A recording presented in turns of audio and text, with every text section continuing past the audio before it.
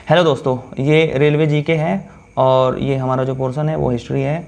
बुद्ध से संबंधित कुछ फैक्ट बहुत इंपॉर्टेंट है। पहला प्रश्न बुद्ध से संबंधित है और बुद्ध को ज्ञान की प्राप्ति हुई थी बोध गया बिहार में। पहला उपदेश दिया था सारनाथ में। इस घटना को धर्म चक्र परिवर्तन कहते हैं।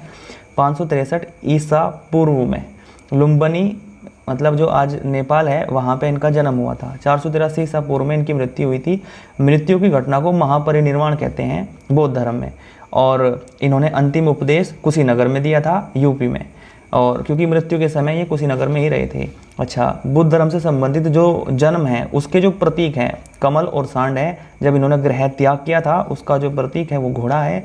ज्ञान की प्राप्ति की थी उसका जो प्रतीक है वो पीपल है, इसको बोधि वृक्ष कहते हैं। इसी वृक्ष के नीचे इन्होंने ज्ञान की प्राप्ति की थी। प्रथम उपदेश से संबंधित जो हमारे पास प्रतीक है वो चक्र है। निर्वाण से संबंधित पद चिन्ह है। मृत्यु आपको पता ही है, स्तूप एक अर्धवृत्ताकार एक मतलब संरचना होती है, वह इसका प्रतीक है। इनकी माता का नाम माया देवी है और इनका लालन पालन इनकी सौतोली माँ प्रजापति गौतमी ने किया था। इनके बचपन का नाम सिद्धार्थ है। इनकी पत्नी का नाम यशोधरा है। पुत्र का नाम राहुल है। जब इन्होंने गृह त्याग किया था तब इनकी आयु 29 वर्ष की थी और इस घटना को महाभिनिष्क्रमण बोलते हैं बौद्ध धर्म में। प्रथम गुरु अलार कलाम थे। ज्ञान की प्राप्ति निरंजना नदी के तट पर की थी। दूसरा प्रश्न जो पूछा गया था, अच्छा हम ये जो PYQ सोल्व कर रहे हैं ये रेलवे से संबंधित है। मैं बता दूंगा कौन सी पुस्तक से मैं रेफरेंस ले रहा हूँ, आगे चल के बता दूंगा। शल्य चिकित्सक से संबंधित एक प्रश्न आया था कि शल्य चिकित्सक के लिए कौन जाने जाते हैं, तो उनका नाम है जनक सुश्रुत। सुश्रुत को अच्छा इन्होंने ही सुश्रुत संहिता लिखी थी एक व्यक्ति। इसमें एक ऑप्शन और इम्पोर्टेंट था, चरक। चरक आयुर्वेद के क्षेत्र से संबंधित है और उन्होंने चरक संहिता लिखी थी। इसके बाद है बुद्ध का ही एक प्रश्न उसमें आया हुआ था। बुद्ध संबंध मतलब बहुत इंपॉर्टेंट है बौद्ध धर्म, यहीं से प्रश्न आते हैं। किसी भी एग्जाम में आप देख लो, बुद्ध धर्म, जैन धर्म, ये हमेशा इंपॉर्टेंट रहते हैं। बुद्ध धर्म की मुद्राओं से प्रश्न पूछे जाते हैं। प्रश्न पूछा गया था, अच्छा प्रश्न ये आया था कि अभय मुद्रा का मतलब क्या है। निडरता उसका आंसर था, लेकिन मैंने क्या किया 10 की 10 मुद्राएं लेके आया हूँ। ध्यान मुद्रा किसको दिखाती है, समाधि या योग की मुद्रा को। अच्छा ये जो फेमस है ये महायान जो बौद्ध होते हैं। अच्छा बौद्ध धर्म की 2 शाखाएं हैं, एक है हीनयान, एक है महायान। महायान के लोग समाधि योग की मुद्रा पर ज़्यादा ध्यान देते हैं। इसके बाद है भूमि स्पर्श मुद्रा। तो भूमि स्पर्श मुद्रा का मतलब है जागरण का क्षण। मतलब जब गौतम बुद्ध धरती को छूते हैं तो कहते हैं कि ये धरती मेरी साक्षी है कि मैं जागृत हो चुका हूँ, अर्थात मैं मतलब एक चेतना हूँ। अच्छा क्योंकि फैक्ट से संबंधित हमारी क्लास है तो मैं ज़्यादा बताने का प्रयास नहीं करता, सीधा फैक्ट, क्योंकि पेपर में फैक्ट ज़्यादा आते हैं। अच्छा वितर्क मुद्रा सच्ची शिक्षा का प्रतीक है। अभय मुद्रा मैंने बता दिया, आया हुआ है, निडरता का प्रतीक है। और धर्म चक्र का मतलब ही है कि धर्म की इसके मतलब मुझे ज़्यादा पता नहीं लगा, चलो कोई बात नहीं, आगे चलते हैं। वरण मुद्रा का मतलब है प्रसाद, दान और करुणा। इसके बाद है अंजलि का मतलब है नमस्कार करना। तो करण मुद्रा का मतलब है बाधा एवं भय की रक्षा करना। और उत्तर बोधि मुद्रा का आत्म साक्षात्कार मतलब स्वयं को जानना। वज्र मुद्रा का मतलब है अपने अंदर की नकारात्मक अज्ञानता का विनाश करना। तो कुल मिलाकर 10 मुद्राएं हैं, 10 के 10 आप देख लेना। इनके PDF नोट्स मेरे टेलीग्राम चैनल पर मैं प्रोवाइड कर दूंगा इस क्लास के तुरंत बाद ही, आप वहां से ले लेना। इसके बाद हम चलते हैं पिटक। अच्छा जो पिटक की जब हम बात करते हैं, गौतम बुद्ध ने क्या किया था, ज्ञान आपको पता ही है, ज्ञान की प्राप्ति हुई थी और उन्होंने वाणियों के जरिए अपने शिष्यों को वो ज्ञान दिया था। तो वे बुद्धों ने क्या किया, आगे चल के उन ज्ञान को कुछ पुस्तकों में लिख दिया। उन पुस्तकों के नाम है, एक का है विनय पिटक, दूसरे का है सुत्त पिटक, तीसरा है अभिधम पिटक। भाषा है पाली भाषा में लिखे गए हैं। अच्छा विनय पिटक में क्या है, भिक्षु और भिक्षुणी के बनाए हुए नियम है, मतलब भिक्षु और भिक्षुणी के बनाए हुए नियम है। अच्छा इसी में वे नियम भी हैं जो मतलब अगर किसी भिक्षु ने नियम तोड़ दिए तो उनसे कैसे प्रायश्चित करवाना है, विनय पिटक में ये है। सुत्त पिटक में है धार्मिक सिद्धांत के संवाद। अभिधम पिटक में है सुत्त पिटक के संबंध सारांश। मतलब जो सुत्त पिटक में धार्मिक सिद्धांत हैं, अब सिद्धांत आम लोगों की समझ में नहीं आते हैं तो उनकी व्याख्या आपको अभिधम पिटक में मिलेगी। इसके बाद है स्तूप। मैंने बताया था कि स्तूप इनके लिए बहुत इंपॉर्टेंट होते हैं। मरने के बाद, ज़्यादातर मरने के बाद जो इनके अवशेष होते हैं, बौद्ध धर्म के अवशेष, वे इसमें रखे जाते हैं। पवित्र स्मृति चिन्ह रखने के लिए बनाए जाते हैं। अच्छा, ये भी प्रश्न पूछा जाता है, क्या स्तूप की संकल्पना केवल बौद्ध धर्म की है? तो नहीं, ये इसके प्रमाण आपको वैदिक धर्म में भी देखने को मिलेंगे। ऋग्वेद में स्पष्ट प्रमाण है स्तूप के।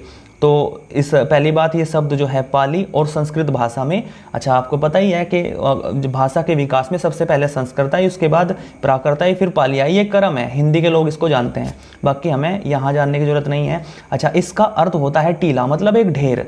अच्छा, अर्ध गोलाकार संरचना है और चीता या समाधि के पद चिन्ह है। जैसे ऋग्वेद में स्तूप का उल्लेख मिलता है, इसका मतलब स्तूप बनाने की परंपरा बौद्धों की नहीं है, बौद्धों से पहले की है। अच्छा, स्तूपों के भी कई टाइप हैं, जैसे अवशेष स्तूप। अवशेष स्तूप में क्या होगा, बुद्ध और अन्य धार्मिक व्यक्ति, जैसे बुद्ध हो गए या उनसे संबंधित अन्य धार्मिक व्यक्ति, मरने के बाद जो उनके अवशेष होंगे वे इस स्तूप के अंदर रखे जाएंगे। जैसे सांची का स्तूप है मध्य प्रदेश में, बहुत पूछा जाता है कि सांची का स्तूप कहाँ है, तो मध्य प्रदेश में है। किसने बनवाया था? अशोक ने बनवाया था। 200 रुपये के नोट पर आप इसे देख सकते हैं। अच्छा, ये है वस्तु स्तूप। इसमें क्या होगा, बुद्ध और उनके शिष्य थे, उनसे संबंधित जो वस्तुएं हैं वे इसमें रखी जाती थी, मतलब इसमें इनके सामान रखे जाते थे। वैशाली का स्तूप आप देख सकते हैं। इसके बाद है स्मारक स्तूप। स्मारक स्तूप में क्या होगा, कुछ लोग जाएंगे और वे देखेंगे कि बौद्ध धर्म में कौन कौन सी घटनाएं घटी, जैसे गौतम बुद्ध सबसे पहले कहाँ गए, क्या किया, ये सब जो है ना एक चित्रों के माध्यम से दिखाया जाएगा। तो ऐसे स्तूपों को क्या कहा जाएगा, घटना या स्मारक स्तूप। इसके बाद है प्रतीकात्मक स्तूप। इसमें विभिन्न पहलू होंगे, आपको जानने की जरूरत नहीं है, इंपॉर्टेंट भी नहीं है। मन्मथ स्तूप भी इंपॉर्टेंट नहीं है, आध्यात्मिक लाभ से जुड़ा हुआ है। इसके बाद जो अगला टॉपिक है, एक प्रश्न आया था मंदिर और गुफाओं से। अच्छा, पहली बात तो यहाँ से बहुत फेमस क्वेश्चन आते हैं, ज़्यादा याद करने की खास जरूरत नहीं है, मैं फैक्ट आपको वही दूंगा जो पेपर में पूछे जाते हैं। तो सबसे पहले खजुराहो के जो मंदिर हैं, मध्य प्रदेश में है, आपसे डायरेक्ट पूछा जाता है कि खजुराहो के मंदिरों का निर्माण किसने करवाया था, तो चंदेल राजाओं ने करवाया था। सबसे प्रमुख जो मंदिर है वहाँ का, वह है कंदारिया महादेव मंदिर। विद्याधर ने इसकी स्थापना की थी 11वीं शताब्दी में। टोटल इसमें 85 मंदिर हैं और मतेश्वर मंदिर शिव से संबंधित है, राजा धंग ने इसका निर्माण करवाया था। जैन मंदिर भी, अच्छा एक और ख़ास बात है, यहाँ पे जो खजुराहो के मंदिर हैं उसमें जैन, बौद्ध और सभी लगभग 3-4 धर्म हैं, उन सब के मंदिर यहाँ पर आपको मिलेंगे। बौद्धों के भी हैं, जैनियों के भी हैं, हिंदुओं के भी हैं। जैन मंदिर में एक पार्श्वनाथ का मंदिर है, वो बहुत अच्छा। पार्श्वनाथ एक तीर्थंकर हुए जैन धर्म में। अगर जैन धर्म से कोई प्रश्न आया आगे चल के तो बताया जाएगा पार्श्वनाथ कौन है। अभी तो हम केवल बौद्धों से संबंधित बातें कर रहे हैं या मंदिरों से संबंधित बातें कर रहे हैं। इसके बाद जो हमारा प्रश्न है, आगे चल के मंदिरों के बारे में मैंने और बताया है। कुछ इंपॉर्टेंट जो मंदिर हैं उनकी जगह पूछ ली जाती हैं या फिर में कहाँ है। पहली बात, खजुराहो के मंदिर में 64 योगिनी मंदिर इंपॉर्टेंट है। ब्रह्मा मंदिर यही है, दुल्ला मंदिर भी यही है, और लक्ष्मण और विश्वनाथ मंदिर यही हैं, जिन्नाथ का मंदिर भी यही है।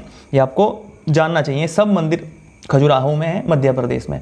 यूनेस्को की सूची में 3 मंदिर, मतलब 3 जगह इंपॉर्टेंट है मध्य प्रदेश की। मध्य प्रदेश बहुत इंपॉर्टेंट राज्य है। खजुराहो मंदिर यहीं पे है, भीमबेटका की गुफाएं यहीं हैं, सांची का स्तूप यहीं है, जो मैंने बताया था 200 के नोट पे आपको देखने को मिल जाएगा। अशोक ने इसका निर्माण करवाया था। दशावतार मंदिर यूपी के ललितपुर में है, गुप्त काल में ये बना था। और गुप्तकालीन जो भी प्रश्न आएंगे आगे चल के बात करेंगे। गुप्तकालीन गुफाएं, गुप्त काल में 2 गुफाएं बहुत इंपॉर्टेंट है, एक है अजंता की गुफा, एक है बाघ की गुफा। अजंता की गुफा बौद्ध धर्म से संबंधित है, ये प्रश्न आया हुआ है, याद रखना। बाघ की गुफाएं लोक जीवन से संबंधित है, तो मतलब अजंता की गुफाएं इसलिए पूछी जाती हैं क्योंकि यहाँ पर जब सबसे ज़्यादा जो चिन्ह मिलेंगे वो बौद्धों के मिलेंगे। एलिफेंटा की गुफाओं का निर्माण राष्ट्रकूट शासकों ने करवाया था। अच्छा, एलिफेंटा में 7 गुफाएं हैं, जिसमें से 5 तो हिंदुओं की हैं, 2 बौद्धों की हैं। और हिंदू जो मंदिर हैं उसमें एक जो भगवान शिव है, वो त्रिमूर्ति वाली जो मूर्ति है वो यहीं से मिली है, इन्हीं गुफाओं से, एलिफेंटा की गुफाओं से। राष्ट्रकूट शासकों ने बनवाया था। फिर इसके बाद है एलरो की गुफा, महाराष्ट्र में है, 34 गुफाएं हैं। अच्छा, इसमें कर्म है 1 से लेकर 34 तक का कर्म है, 1 से लेकर 12 तक की तो बौद्धों की हैं, 13 से 29 तक की हिंदुओं की हैं। कैलाश मंदिर, और कैलाश मंदिर इसमें बहुत इंपॉर्टेंट है, जिसका निर्माण कृष्ण प्रथम, मतलब ये राष्ट्रकूट शासक था, इसने इसका निर्माण करवाया था। और 30 से 34 इनकी कमी है, 5 के आसपास होगी, जैनियों के, मतलब जैनियों से संबंधित हैं। फिर इसके बाद है पश्चिमी भारत की बात करते हैं, नासिक की एलोरा एवं अजंता गुफा महाराष्ट्र के औरंगाबाद में है। अच्छा, पद्म पाणी बौद्ध के चिन्ह यहीं पे मिलते हैं, ये आया हुआ प्रश्न है, आरपीएफ में आया हुआ है, आप देख सकते हैं। इसमें कितनी टोटल गुफाएं हैं? 16। मरणासन राजकुमारी का चित्र भी यही मिलता है, और बहुत सारे लेखकों ने उसकी तारीफ की है कि मतलब मरणासन राजकुमारी मरने वाली हैं, लेकिन किसी चित्रकार ने इतनी सुंदर आकृति बना रखी है कि ऐसा लग रहा है कि मानो वो अभी मतलब जीवित फॉर्म में हो। चलो छोड़ो, ये बातें बाद में करेंगे। बुद्ध की जातक कथाओं से संबंधित है ये, बुद्ध की जातक कथाओं से ये नासिक, एलोरा एवं अजंता की गुफा। इसका मतलब ये भी प्रश्न है कि अजंता की गुफा बुद्धों से संबंधित है। पद्म पाणी बोधिसत्व का चित्रण इसमें मिलता है, औरंगाबाद में है। मैं ये पीडीएफ आपको भेज दूंगा, घबराने की जरूरत नहीं है। कोणार्क का जो सूर्य मंदिर है बहुत इंपॉर्टेंट है, कोणार्क का सूर्य मंदिर पुरी में भी कहा जाता है, मतलब ये जगह पुरी में भी है। तो नरसिंह देव वर्मन जो प्रथम थे, इन्होंने इसका निर्माण किया था। अच्छा, कोणार्क के सूर्य मंदिर को काला पगोड़ा के नाम से जानते हैं, ये बहुत पूछा जाता है कि काला पगोड़ा का जो मंदिर है वो कौन सा है, तो कोणार्क का सूर्य मंदिर। लिंगराज मंदिर ओडिशा के भुवनेश्वर में है, नागर शैली में निर्मित है। मंदिरों की 3 शैली होती हैं, आगे चल के बताऊंगा मैं, है ना। एक होती है नागर शैली, एक होती है द्रविड़ शैली, और एक मैं अभी याद नहीं कर पा रहा हूँ, नागर, द्रविड़ और एक बेसल शैली, ठीक है। जगन्नाथ का मंदिर ओडिशा के पुरी में है, और मोढेरा का मंदिर सूर्य मंदिर है, ये गुजरात में है। तो हिस्ट्री के ये हमने कम से कम 10 टॉपिक किए हैं, आगे हम कल मिलेंगे। Thank you very much.